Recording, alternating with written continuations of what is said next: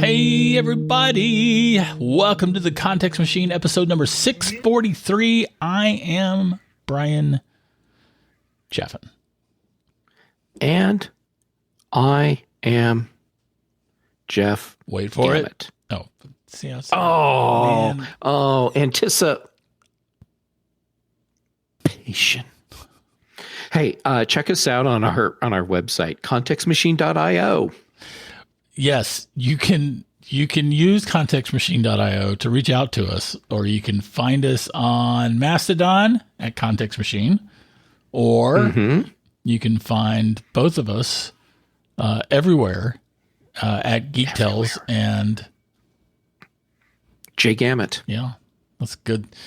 That's good stuff. Boy, we really did a good job on our intro there.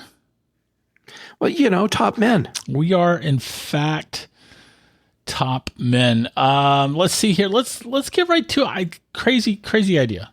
Let's get right to it. And okay, whatever. What was that first topic? Hold on. Let me go grab Trello. It says Apple Vision Pro. Oh, yeah, right. How did I forget that? Oh, bless our hearts. So Apple announced that the Vision Pro is shipping. It's shipping on February 1st, right? February 2nd. Okay, that's good. So you were darn close. Yeah, I'm actually. So I'm now pulling up the press release. Oh, good for you. Yeah, and it goes on sale January 19th. So it goes on sale on a Friday and is available on a Friday, almost like it was designed that way. Yeah, and like Apple's been doing for a while. So the first thing to note is that Apple did this with the press release and not any kind of media event. But with the press release, they went ahead and pooped on CES. Okay, so doing the press release, to me, that's not the news, because this is what they've done with other major products as they've rolled out. They did it with the iPhone, for example. The news here is Apple can completely steal the focus of the biggest U.S. consumer electronics event just by dropping a press release. And they've done this not every year, but they've done it for years. Yeah, they have a track record, and a very successful one with this. And don't get me wrong, there's exciting stuff coming out of CES too, but it was just sort of kind of, funny that they did it again. And they did it again by announcing a product that's already been announced. Right. And yes, AI, of course, at CES was a huge thing because everyone's got AI and everything now. Had I been there, Bryan, I guarantee you I could have found the booth that had AI in underpants. I am the guy that found AI Faraday cage underpants. You did? Yes. Ask Dave Hamilton about that. I handed him my camera and I'm like, sure, start filming, taking photographs. And he's like, this is good stuff. I put the underpants on over my regular pants and then stuck my phone inside them and said, call me. Is this a true story? Yeah, this is a true story. Huh. I don't recall this. Do you have a link to the story? Did you do the story? We did some story about it. It was it was back in the old TMO days. I'll see if I can find it. Find the link and stick it in the show notes. If I can find it, it will go in the show notes. Okay, so back to today. Oh, right, whatever. I mean, yes. Apple is shipping it. The price did not come down. Not surprising. No. I find it weird that people thought Apple was going to lower the price before launch. I didn't see too much. I saw speculation that that Apple was going to drop the price, announce a lower price before launch. Yeah, okay, fair enough. But they did not. It is $34.99. They did announce that the Zeiss optical inserts will be available for $99, and the Zeiss optical inserts dash prescription will be $149. Okay, so these are the internal lenses that you can use basically if you need to correct your vision. I think the Zeiss optical inserts are for like a reading glass level, not prescription, but reading glasses kind of thing. And the optical inserts prescription will obviously be for a prescription. Right. Yeah. So for someone like me, I'd have to get the prescription to get the lenses that I need. So yeah, and I don't know. I don't know if. So I use computer glasses for sure. Mm-hmm. They are prescription. I do have an astigmatism. I don't know if I'm going to need that for this. Probably, but I don't know. Yeah, I mean, you can get the lenses after you get your Vision Pro. Yeah. So you could try it out, and then if you need lenses. Now, if someone like me, because my eyes are total crap, I would definitely have to get the lenses just to use the thing. Yeah, fair enough. Yeah. All of the VR headsets that I have tried over the years, I can't use them without glasses, which also means I really couldn't use them because then they were horribly uncomfortable. Fair. Yeah. So that $34.99 price, by the way, is essentially a starting price because that's going to be with 256 gigs of storage. Yeah. And it'll be more expensive from there. Can we order this yet? Can we poke around yet? Oh, bless your heart. Because it was only like 3 minutes ago where I said you can order them starting on January 19th. Yeah. The website, though. You often can. Yeah, the website, 5 a.m. Pacific time. So I'm looking at the Vision Pro website, and I'm not seeing any. I'm scrolling. I'm not seeing specs for this thing yet. Hold on. Let's see. Take a closer look. And they have some really cool interactive stuff. I bet the interactive stuff will look really cool when you have a Vision Pro. No, I'm not seeing any tech specs for us. Yeah, I'm not seeing it. Neither am I. Yeah, no product details. And which is, I'm not trying to make a thing out of this, but it's interesting because Apple has usually let us play with the configuration ahead of the actual product launch, this thing on the 19th. Yeah, that's true. All right, speculating here. Since we don't have that option, maybe they don't want us to know what all of the options are yet, which could also include what the high-end price point would be. Alternately, there's only one configuration, so there's no playing around. Okay. Just click it and buy it. I like that, although I would guess that it's not so much that they don't want us to know what the options are, but rather they haven't decided pricing on the other options. Oh, that could be too. That makes more sense than don't let them know that it's going to come with 1 terabyte of storage. Don't let them know that. Makes more sense that they don't know how much to charge for a terabyte of storage, or maybe they're doing some further negotiating with the suppliers for the chips or something like that. But I also like the idea that it's only going to be there's only going to be one version of it. It's like it comes with 256 gigs of storage. That's all you need. Mm-hmm. That sure would make it easy to decide which model to get. Here's another idea that I just came up with. Since Apple did drop the announcement at the beginning of CES,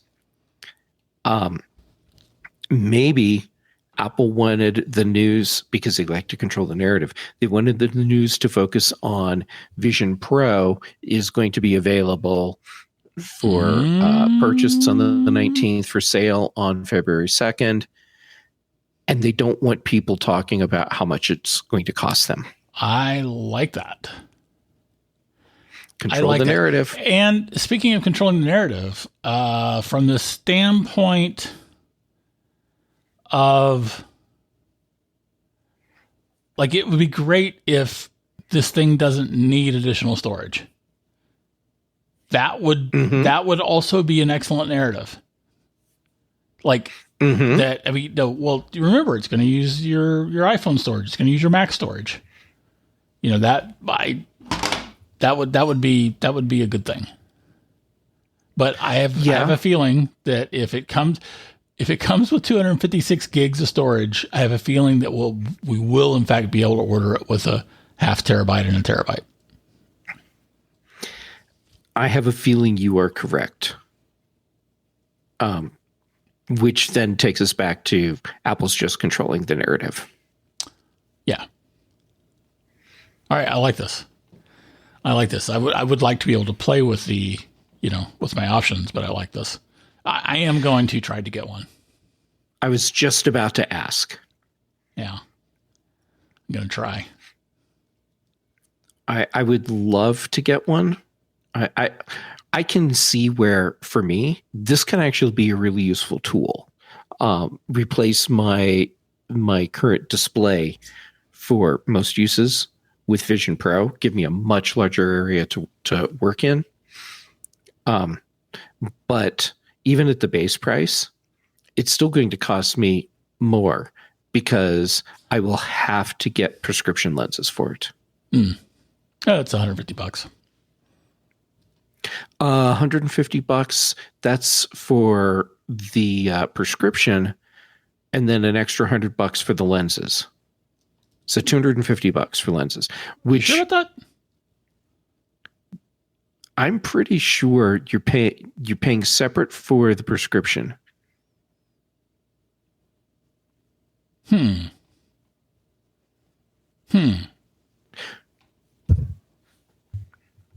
If you already have a prescription, though, why would you? Oh, that's a good point. If you already have a prescription, well, I don't know. See, this is where it'd be nice to have all of the configuration things to play with now, so we could figure out, well, what exactly do you have to buy extra if you have crap eyes like me? Yeah, and yeah. All right. Well, I guess we'll find out soon. Yeah. So speaking of CES, it seems like the fun, big, useless news is the LG transparent TV. Has there been anything else? I have not paid attention to CES this year. There are several other things. The fun thing for us to talk about is the LG transparent TV. Well, wait a minute. What other things have been announced? One of the things that I found interesting was the Rabbit R1, because, AI is everything at CES this year. Okay. And the R1 is it's like an AI assistant that's a little box that you hold with you. And instead of just being something like, I just forgot the name of it, the Humane, the one that's a pin that you wear, sort of like a Star Trek communicator. Yeah. Which I hated. Yeah, I mean, I appreciate the idea. I mean, wearable instead of having to pick something up and talk to it. Yeah. Anyhow, what the R1 does is it lets you do all the things you'd expect with an AI assistant device. So it's doing the whole LLM thing and looking up info for you and responding, but it goes beyond that by adding in an intelligent system that can interact with applications on your behalf, and it out of the box will know how to interact with a lot of different interfaces for you, and it can learn others. So, like if you talk to, say, ChatGPT and tell it that you want to fly to Las Vegas next week, it can get you info about that, and it stops there. And what the R1 will do is it will get you the information, and then it can go and book the flight for you as well. Yeah, we're far away from that being a thing that I want to do.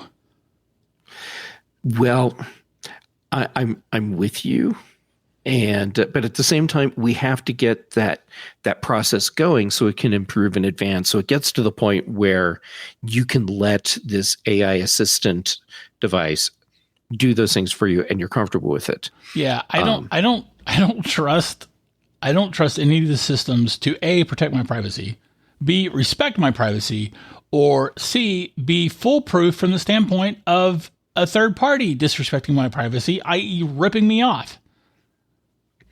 All valid concerns. And honestly, I don't think the R1 is a product that Rabbit is intending to be this long-term thing.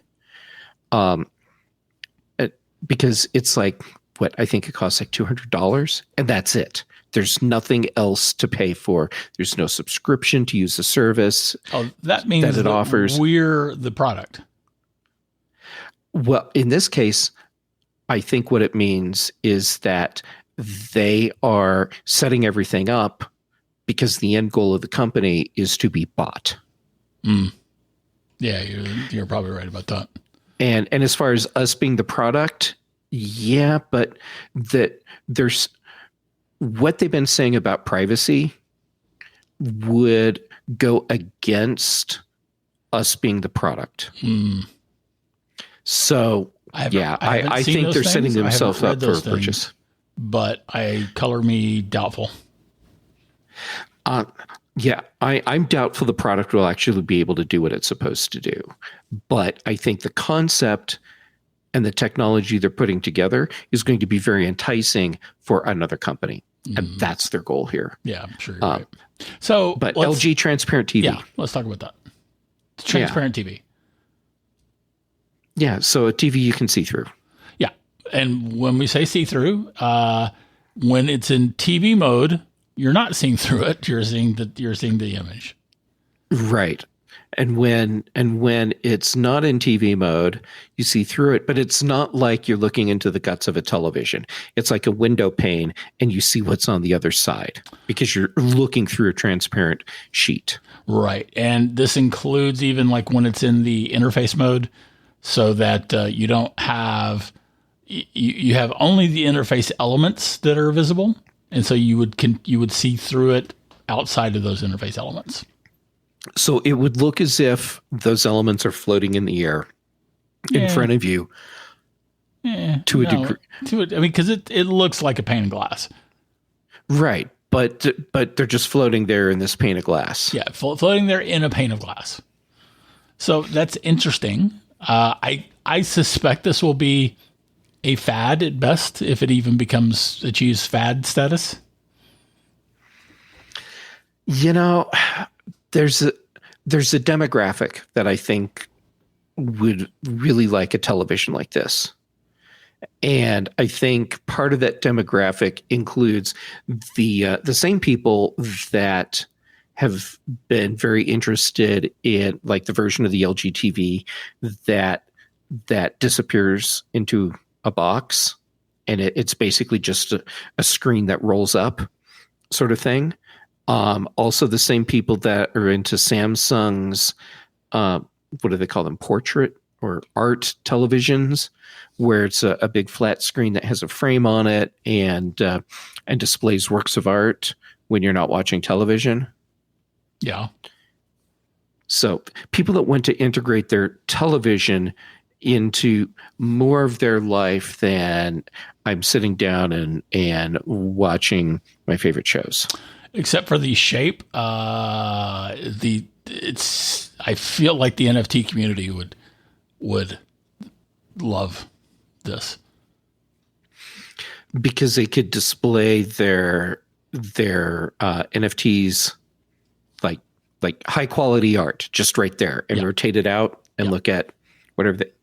Yeah, I can see that. Except for the shape, because NFTs do tend to be square. Although you would simply, have the excess space be transparent, so that it would be better to display my NFTs on this than it would be on a regular TV, where you've got square, then you've got black on either side.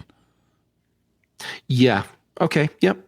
So one of the things that I'm surprised is that I don't see any promo images from LG showing it being an aquarium. That seems like an obvious choice to me. As you say that, yeah, I'm with you, Mike. I'm betting they intentionally didn't do that because it's what everyone would expect. Maybe. I don't know. Do you remember when the aquarium screensaver things? Yes, I love those. Huge. I love those. They were great. They were so cool. You can still get them. Yeah, I don't know. They've never really lived up to the memories. Yeah, well, the problem is the ones that you can get now look too realistic. Yeah, fair enough. Oh, and I just pulled up that Verge article. We'll include that in the show notes. Yeah, I'm assuming you're talking about the one with the headline, "I've looked through LG's new transparent OLED TV and seen something special." Yeah.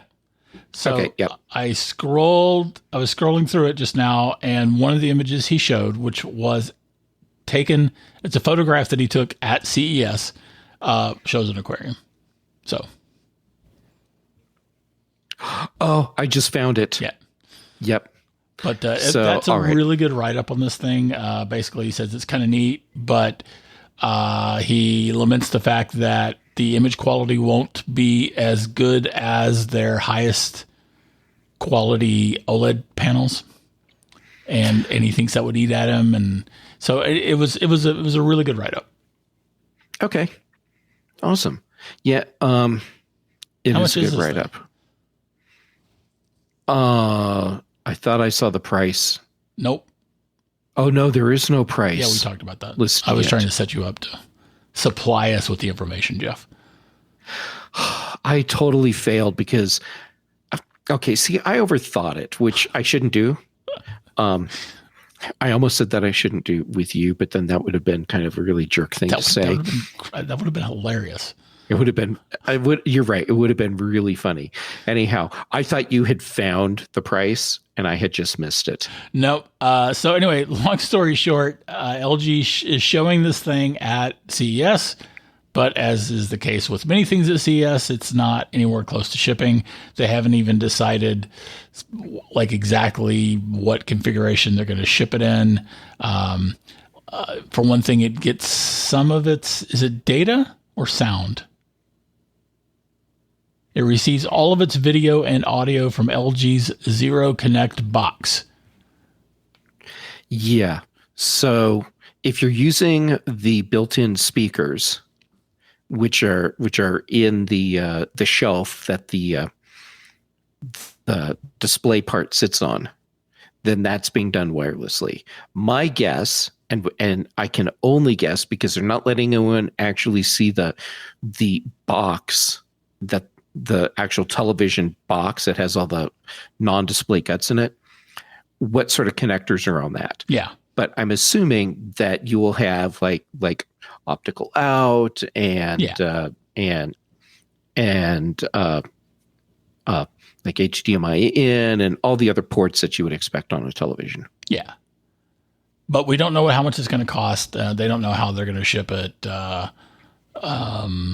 They did. The Verge article noted that LG's rollable OLED ended up retailing for $100,000, and that the I'm quoting, last year's more attainable 77-inch wireless OLED sells for a cool $4,999.99. You can certainly presume that it'll be more than that. Yes, it is also a 77-inch television. So yeah, it will be more than $5,000. Yeah. So that's news from CES. Yeah. I feel like it's a gimmick. Just like all the. I mean, this is definitely a better gimmick than, say, the 3D TVs. Oh yeah, the 3D TVs. Ironically, were completely transparent in the fact that no one wanted them, but TV makers were so desperate to get us to buy new televisions, and it showed. They were just looking for a gimmick to get people to buy TVs more than once every 7 years. Right. And I don't think we're going to come into an era where everybody's got, or most everybody, or even just the 1%, like everyone in the 1% is going to have a transparent TV, because I think this will be overcome by some other technology before it could, reach a price point for wide acceptance, or even semi-wide acceptance. Yeah, I'm with you.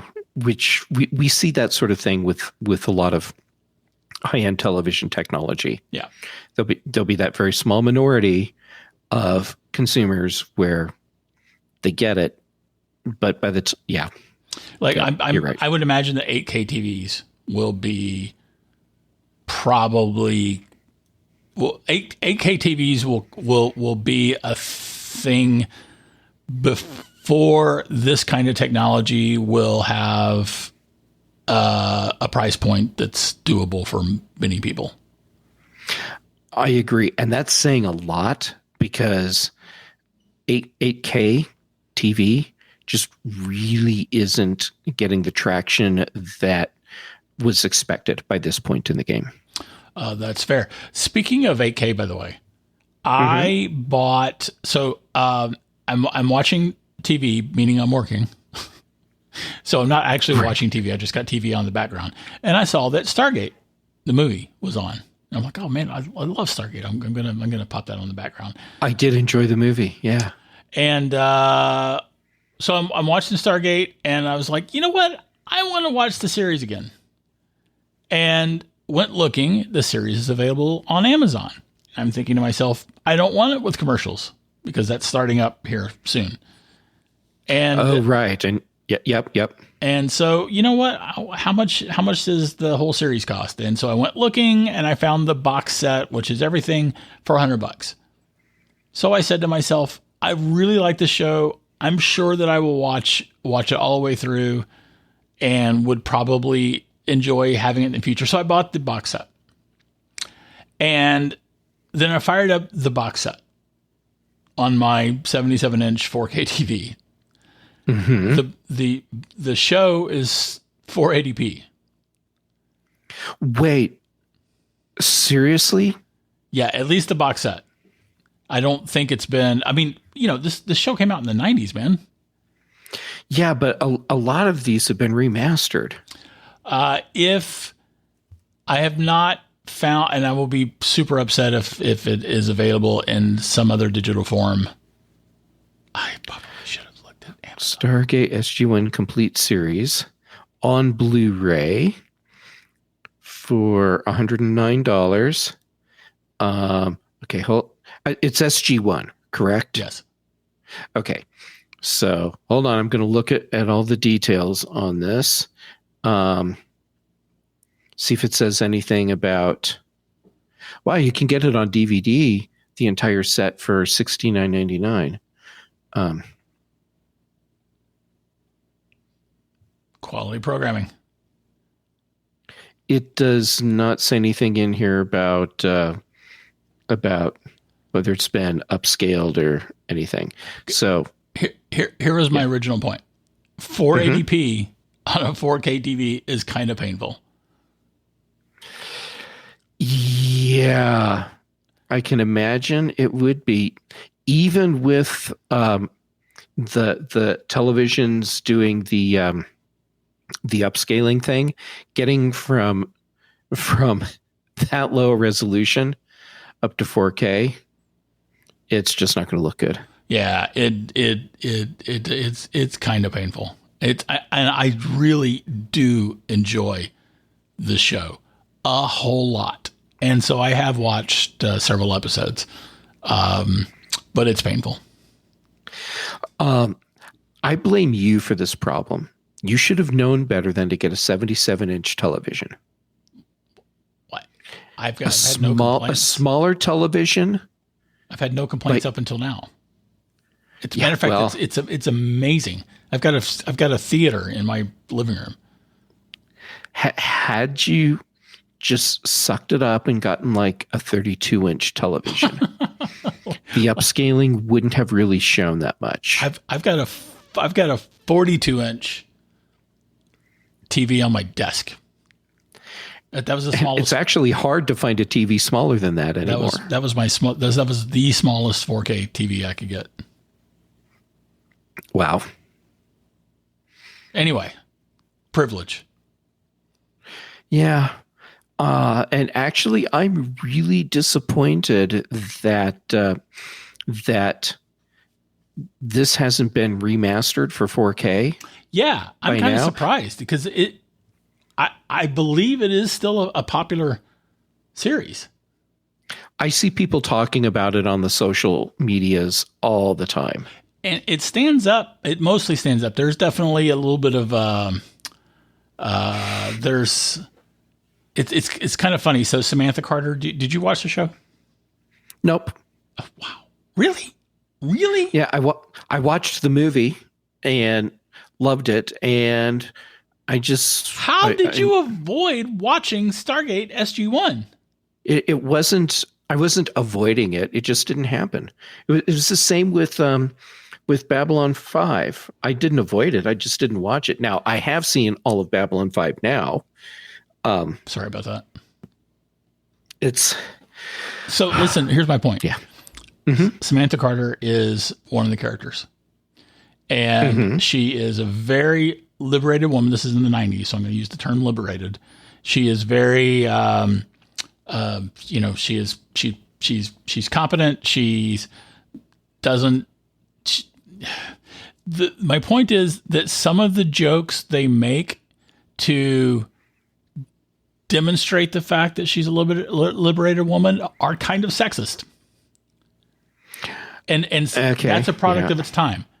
Other than that, it is a show that does stand up to a modern eye. Like even the special effects largely stand up to a modern eye, and it's a good show. I'll probably end up watching it at some point. And I'll probably really enjoy it. I'm betting. I will probably enjoy it more than I enjoyed Babylon 5. That seems fair.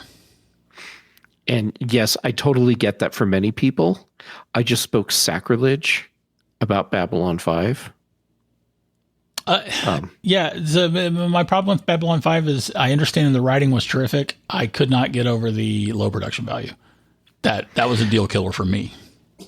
The production value wasn't the problem for me. I mean, there were points where I'd look at it and think, wow, I had better graphics on my original Wii. But it was, I mean, the first season was really, really difficult for me to get through. It was, that was rough. Yes, there was some wonderful writing in it and some brilliant plans as they wove stories together and gave you all these great payoffs. So I appreciate what they were doing with it. Same. But it never came across to me as amazing as it did for everyone else. Did you know they're working on a BSG reboot? Yes, I did. I'm referring to Battlestar Galactica. Looking very forward to that. Yeah. Yeah. And yeah, I want to know more about the BSG reboot, because there's rumors that they're just redoing the series, which I don't think they are. Rumors that it's stories set in the same universe, if you will, the BSG universe.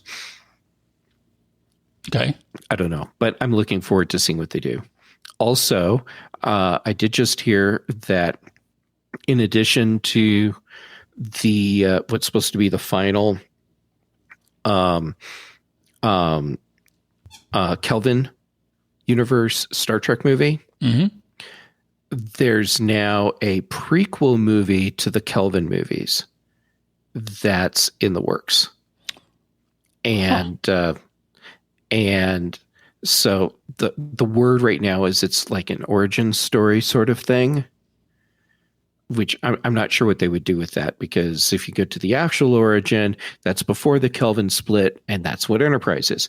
But anyhow, so there's that in the works as well. Cool. That would be good. I really do wish they would do another Chris Pine movie. That's what the final movie's supposed to be. This origin movie? No. 2 movies. The origin movie takes place before all of the Kelvinverse movies, but in that same universe. Has Chris and signed then on? There's that one doesn't have any of the Chris Pine cast. The other one, the one that Chris is supposed to do. Holy crap! Let me finish my sentence. No, I don't know if anyone has signed on yet, but it's supposed to be the whole Chris Pine cast in the other movie. Yeah, that movie has been rumored in the works for a while. Yes, but apparently it's actually in the works now. Oh, good. All right, yay! That's very exciting. Speaking of in the works, I just sold my 170th book. I'm very excited by that. No, that's awesome. Thanks. We'll have a link to the show notes if you're interested in some sci-fi action. It's a really good book, people. Thanks. And it's not just me saying that. I have seen reviews, and people are really liking your book. I've gotten and some I am not surprised reviews at all. Yeah, you do have some great reviews, and they are all well deserved. Thanks, man. Thank you very, very, very, very much. We do have a third. I don't remember what that one is either. Do you? FTC fake reviews banner. Oh yeah, right.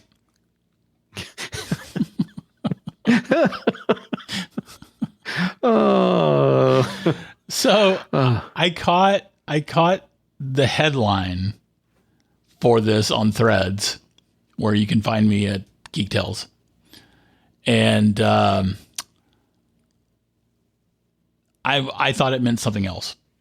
This is a good thing if something comes out of it, but it's not the thing that I want. So the FTC is looking. There's an informal hearing on a proposed rule banning fake reviews and testimonials. Now, what I thought that would uncover, my mind went immediately to review bombing on books or anything else, movies too, where you've got, especially in the days of the culture wars, where you've got people that will just flood into a book, maybe create a dozen or 100 or 1,000 fake accounts and give something a 1 star, even though they haven't bought it, read it, seen it, or anything else. And I thought that maybe that's what they were talking about. I thought this would be a rule essentially forcing companies like Amazon, potentially Apple, Google, Goodreads, which is owned by Amazon, to take more responsibility for the reviews posted on their sites. But that's not the case.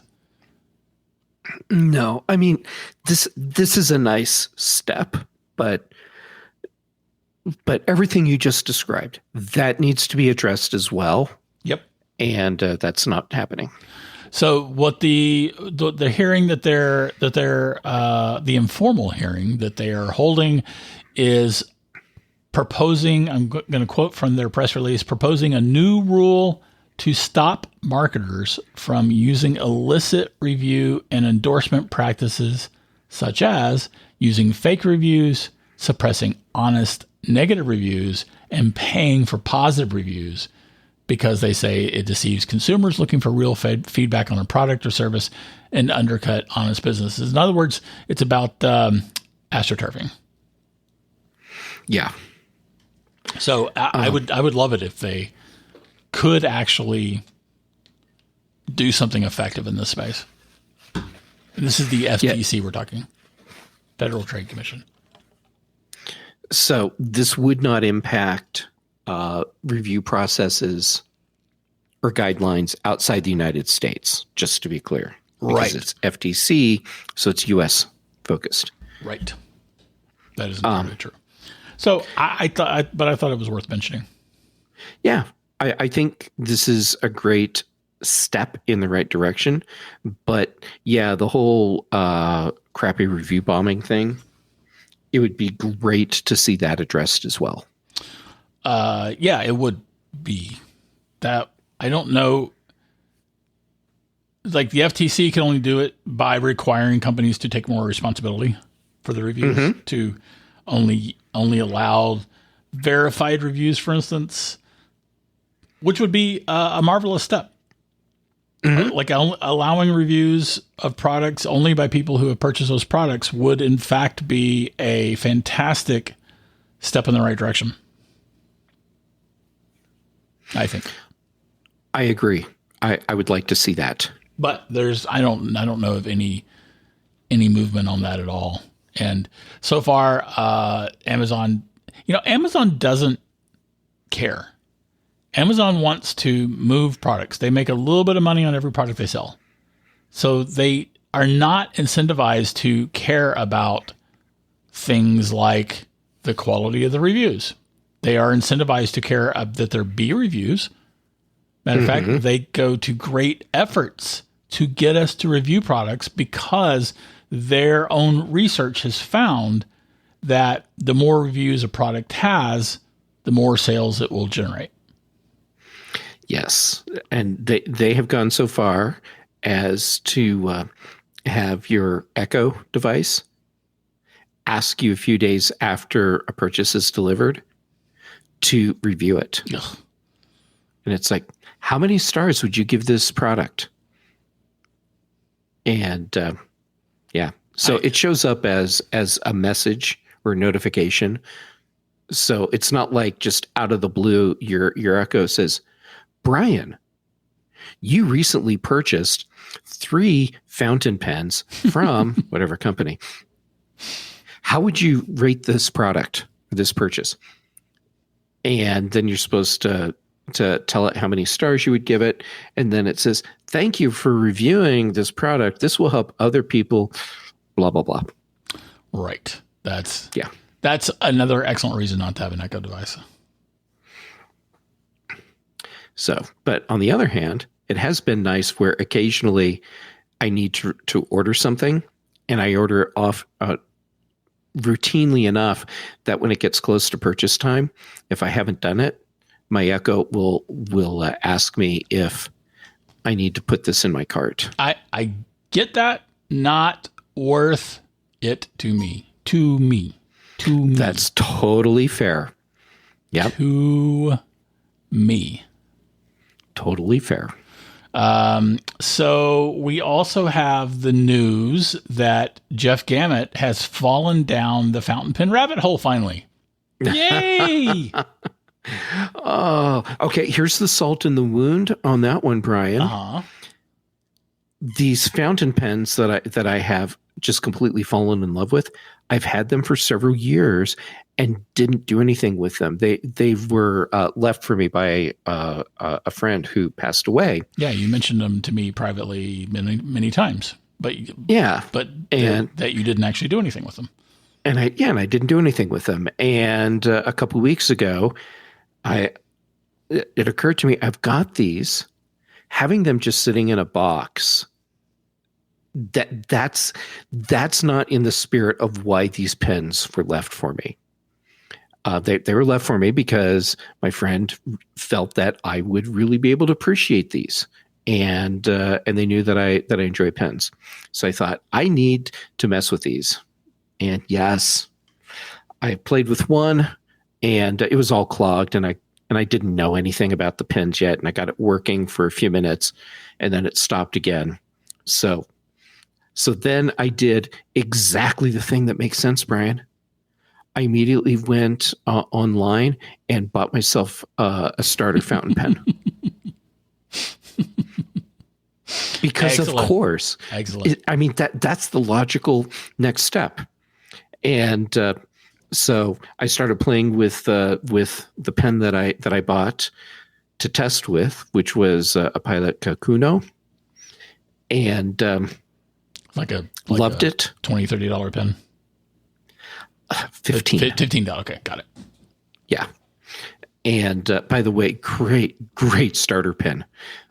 So after my $15 investment, I was like, okay, I've got to get these working. And the pen that I had tried to get working, and there'll be people out there that will be, holy crap, seriously? This is where you started? And they'll wonder just what kind of idiot I am. But no, the first pen I tried to use was Pilot Vanishing Point. Mm.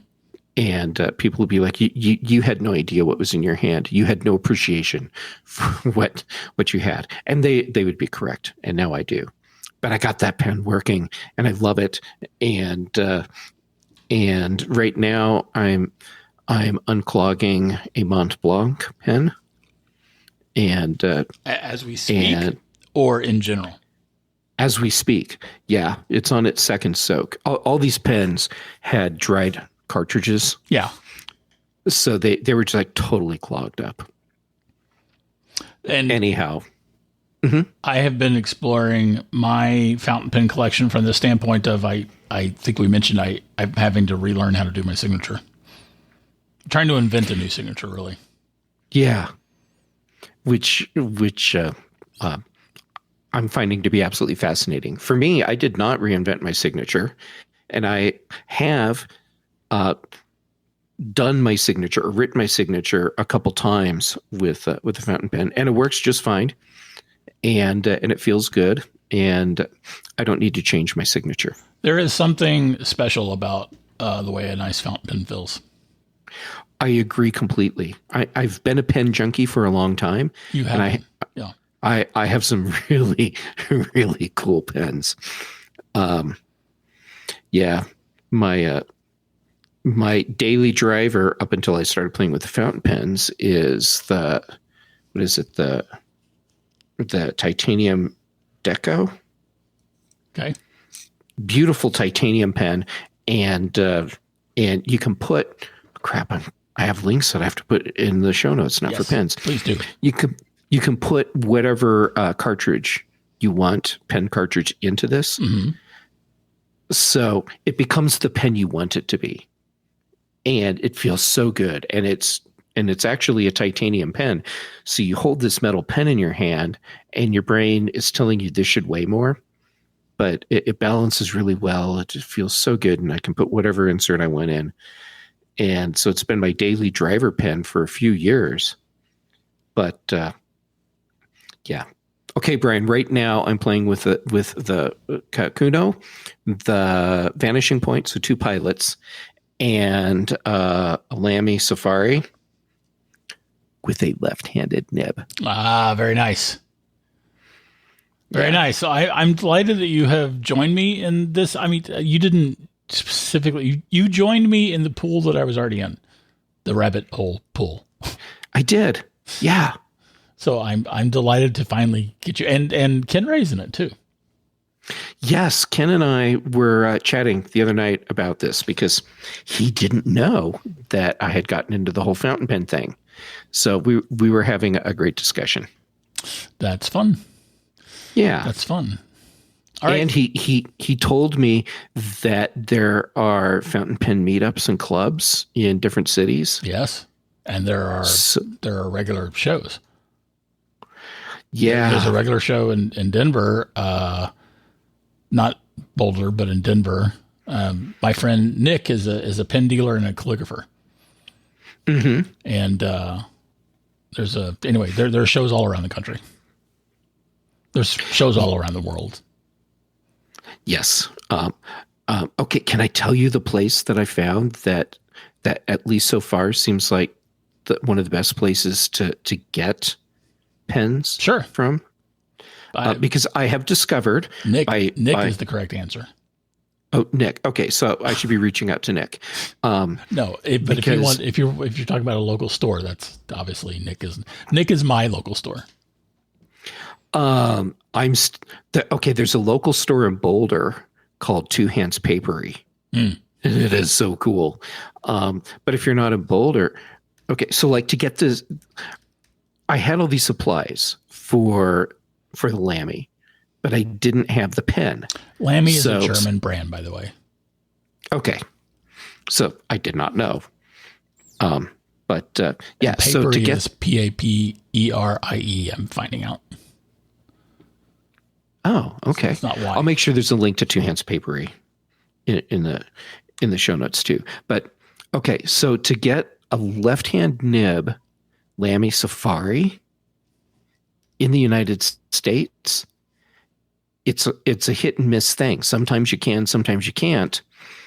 And so I was having trouble just finding one. Then I found this place in the UK called the Pen Company. And they've been around for a long time. They're reputable. So I ordered the pen from them. And even with shipping from the UK, it costs less than buying one of these in the United States. And it showed up super fast. Cool. So anyhow, I have found a place, an online place that's trustworthy where I can buy pens if I need to. I see that the Papery has got lots of inexpensive fountain pens and some nicer ballpoints too. Yeah. And the papers that they have there, because Papery. If you're around Boulder and you're into looking at pens and papers and notebooks and stuff, totally worth checking out. Cool. I do miss that it's not walking distance from me anymore. I am a sucker for any kind of, like there's the Maido is a Japanese stationery store in Santana Row, which is the sort of artificially hoity-toity 3-block commercial district that's got, it's got apartments on the upper floor and retail on the bottom floor. And everything is very it's basically designed to look like a community. And it is a community, but it's very constructed to be that. Anyway, the point is, Maido, it's a Japanese paper store. So you've got a stationery store, so you've got all these Japanese pens and pencils and lots and lots of very fine, the Japanese culture loves its pens and pencils and paper.